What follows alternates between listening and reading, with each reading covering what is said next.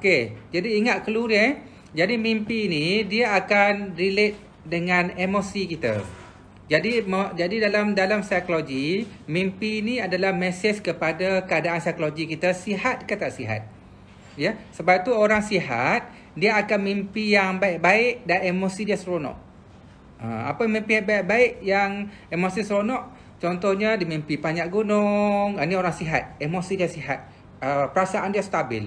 Mimpi terbang, mimpi dapat hadiah, mimpi jumpa dengan orang besar-besar, ya, mimpi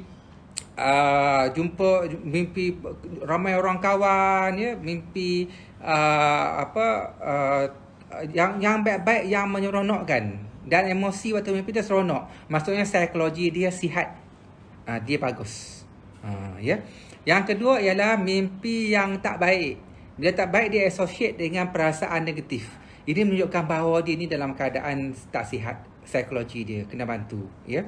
Contohnya dia mimpi jatuh gunung, dia mimpi jatuh bangunan, dia mimpi bergaduh dengan orang, dia mimpi dicekek, ya. Dia mimpi dikejar oleh anjing, dia mimpi hantu yang mengejar-kejar dia, kan. Ini maksudnya ialah dia dalam keadaan emosi tak stabil, psikologi tak sihat. Jadi kita kena bantu dia. Sebab tu dalam mental health, kita nak lihat klien kita sihat ke tak sihat. Salah satu petanda dia ialah dia tak lagi mimpi-mimpi buruk. Maksudnya emosi dia sihat. Tapi kalau masih mimpi-mimpi buruk yang tak betul tu, maksudnya emosi tu tak berapa sihat dan kita kena bantu. Okey, jelas Sorry lah saya kadang tak nampak yang type kat bawah tu. Jadi kalau type balik ulang nanti saya boleh jawab balik Okey Okey, jadi kita dah faham mimpi ni adalah satu benda yang datang waktu kita tidur, ya. Waktu kita alpha, theta sebagainya tu dia datang, dan dia sama ada bermaksud dengan kadar emosi kita yang tertentu. Yang pertama, yang kedua dia ada message tertentu yang nak kita lakukan Tapi kita kena ingat satu benda, ya. Okey, Wan Muhammad, kalau mimpi kahwin lagi sekali, klien tu okey, senang saja. Kalau dia mimpi kahwin lagi sekali, sihat tak sihat, tanya dia. Okey, masa buat mimpi tu awak rasa apa? Kalau dia rasa takut, dia rasa bersalah, dia rasa menyesal, maksudnya dia ada satu keinginan nak kahwin lagi satu, ataupun dia dah berkahwin dan benda tu menghantui dia, mengganggu dia, ya. Ataupun tapi kalau dia kata tak ada apa-apa, kosong, relax, enjoy, maksudnya benda tu dia tak rasa bersalah, tak mengganggu diri dia, ya. Okey, contoh satu benda lah sebagai contoh nak bagi kita faham Ada satu orang ni, dia jumpa saya, dia kata dia bermimpi dikejar oleh seekor harimau. Dan harimau ni sangat besar, kejar dia lari, dia sangat takut. Ingat emosi mimpi itu ialah sangat takut. Jadi bila sangat takut tu, dan tiba-tiba suami dia datang, dan nasib baik dia kata suami dia pujuk harimau tu. Jadi harimau tu pun tenang dan tak lagi kejar dia, tak lagi ganas, ya. Okey, jadi saya tanya dia, okey, ada tak apa-apa yang dia emosi dia tadi takut. Okey, ada tak apa-apa yang puan rasa takut dalam sehari dua ni, ataupun yang mengganggu pemikiran puan? Dia kata memang saya sangat takut kepada virus corona. Jadi dia sangat-sangat takut ke virus corona, sebab dia pun ada sikit sejarah anxiety, ya. Jadi nampak jadi sebenarnya dia takut harimau kejar dia tu sebab dia takut kepada virus corona, ya. Sebab dalam tafsiran harimau tu, harimau ni adalah satu simbol kepada orang yang lebih berkuasa, orang yang lebih berpengaruh, yang kita hormati, yang kita rasa kita di bawah, dia di atas. Itu simbol kepada harimau. Ini kalau kita masuk, siapa yang pergi ADHTP, Art Driving House di person, dia akan faham simbolik universal. Sebab tu dia sebenarnya boleh jadi petaksi mimpi orang yang pergi ADHTP, yang master tu, ya. Sebab mesej simbol tu sebenarnya sama je, hampir sama je, ya. Tapi cuma dia kena mahir level 1, level 2 lah, ya. Okey, jadilah keadaan takut tu, suami dia pujuk harimau, maksudnya suami tu menenangkan dia. Maka keadaan tu aman, damai, normal, ya. Nampak Jadi dia mimpi harimau sebab dia takut pada virus corona. Dan bila dia takut tu, dia bernasib baik, sebenarnya suami dia telah menenangkan dia, maka dia pun okey dan tenang.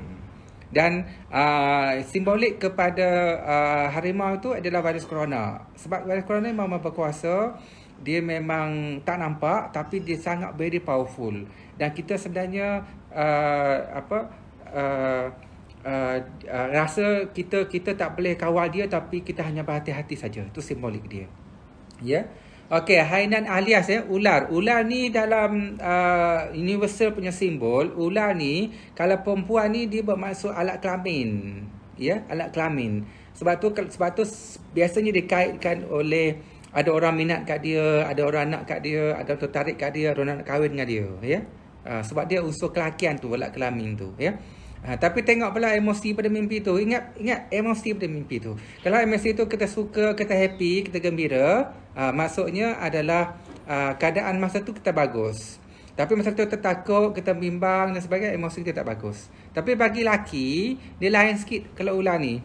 Kalau ular ni, laki ni mungkin dia rasa ada orang nak buat jahat pada dia bimbang sesuatu, dia bergaduh dengan orang, dia berbeza sikit, ya. Okey. Mimpi orang nak datang nak bagi cincin emas, siap permata, dia tawar lagi sebuah kotak emas sebelahnya, ya. Okey, Wan Amirul. Panjang pula mimpi Wan Amirul ni. Mimpi kedua, nantilah saya jawab mimpi Amirul. Saya nak cerita teoretikal dulu Okey, nampak Yang pertama, mimpi ni adalah satu gambaran dalam tidur kita. Yang kedua, tapi mimpi ni datang daripada memori kita. Kita kena ingat, mimpi ni just memori kita dan mesej dalam kehidupan kita. Sebab tu kalau kita pernah buat jahat pada orang, kan? Buat jahat pada orang, kita akan kalau kita rasa bersalah, kita akan mimpi kita lemas. Kan, kita lemas, ataupun kita mimpi ada orang cekik kita, ada orang mimpi marah kita. Jadi maksudnya ialah kita pernah buat jahat pada orang, kita pernah buat salah pada orang. Jadi diri kita yang datang cekik kita tu, ya, perasaan dan emosi kita sendiri. Okey. Dan tapi dia sebenarnya just ataupun kalau kita mimpi mak kita datang, sebab mak kita tu adalah memori kita. Kita mimpi atuk kita datang sebab atuk kita adalah mimpi memori kita. Dan kita mimpi guru kita datang sebab guru tu kita pernah dengar nama dia, kita tengok gambar dia, kita pernah dengar cerita dia adalah memori. Jadi mimpi ni sebenarnya apa yang ada dalam memori saja. Jadi mimpi, dream is just memory. Ya, okey. Kalau kita mimpi guru kepada guru kita, sampai tahap tu je. Sebab apa? Kita hanya kenal guru kepada guru kita je. Tapi kenapa tak mimpi guru kepada guru kita? Kenapa tak mimpi? Sebab dia tak ada dalam memori kita. Dia tak ada dalam mind kita. Kita tak pernah dengar cerita pada dia. Dia tak ada, ya. Okey, sebab tu ada kawan saya, dia kata dia mimpi Nabi, dia mimpi Uwais Al-Qurni, dia mimpi Abu Bakar. Sebab itu memang ada dalam memori. Dia pernah baca, dia pernah dengar, dia pernah diceritakan. Dan dia ada emosi dengan benda tu. Jadi dia pun rasa, jadi baguslah, kan. Tapi kenapa dia tak mimpi orang-orang lain yang lagi hebat, yang lagi mulia, yang lagi baik? Sebab tak ada. Wajah tu, memori cerita tu tak ada. Jadi ingat, mimpi ini hanyalah sekadar memori hasil daripada pengetahuan kita yang install dalam pemikiran kita, pengalaman kehidupan kita, pergaulan kita. Dia just memory yang datang balik berulang dalam pemikiran kita. Dan anda kata kita mimpi baik, contohnya mimpi jumpa kawan lama. Sebab kita pernah ada jumpa kawan lama tu. Dan kawan lama kita bagi hadiah, maksudnya dia bagi sesuatu benda yang berharga untuk kita, ya, yang kita happy. Tapi kalau kita mimpi buruk, contoh kita mimpi ada orang datang cekik kita, ataupun kita dikejar oleh anjing, ya, ataupun kita mimpi hantu datang dia untuk makan kita, kan. Dia memori je. Memori dan perasaan negatif. Dan kalau kita tak bagi tahu orang pun tak tahu. Kalau kita diam, buat senyum, dia tak ada apa-apa kesan pada kita. Tak ada 1 inci pun kesan pada kita. Sebab orang tak tahu, yang tahu diri kita sendiri je.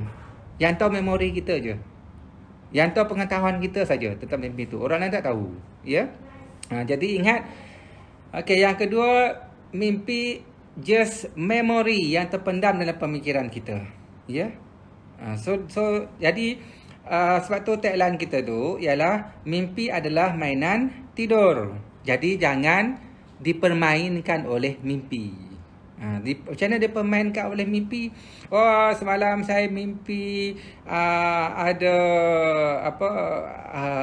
orang datang cekik saya kan.